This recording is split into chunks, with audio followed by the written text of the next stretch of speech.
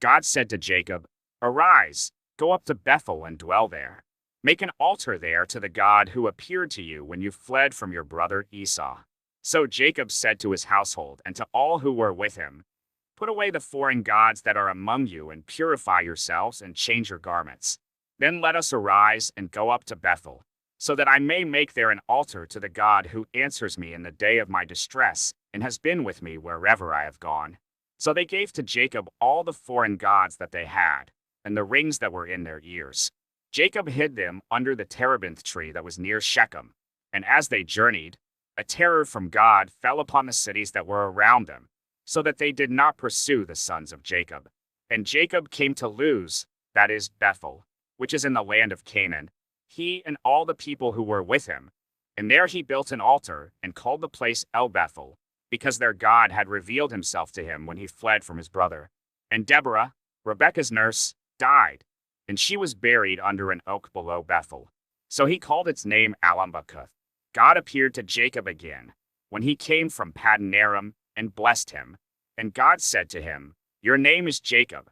No longer shall your name be called Jacob, but Israel shall be your name." So he called his name Israel. And God said to him, "I am God Almighty. Be fruitful and multiply. A nation and a company of nations shall come from you, and kings shall come from your own body. The land that I gave to Abraham and Isaac I will give to you, and I will give the land to your offspring after you." Then God went up from him in the place where he had spoken with him. And Jacob set up a pillar in the place where he had spoken with him, a pillar of stone. He poured out a drink offering on it, and poured oil on it. So Jacob called the name of the place where God had spoken with him Bethel. Then they journeyed from Bethel. When they were still some distance from Ephrath, Rachel went into labor, and she had hard labor. And when her labor was at its hardest, the midwife said to her, "Do not fear, for you have another son." And as her soul was departing, for she was dying, she called his name Benoni, but his father called him Benjamin.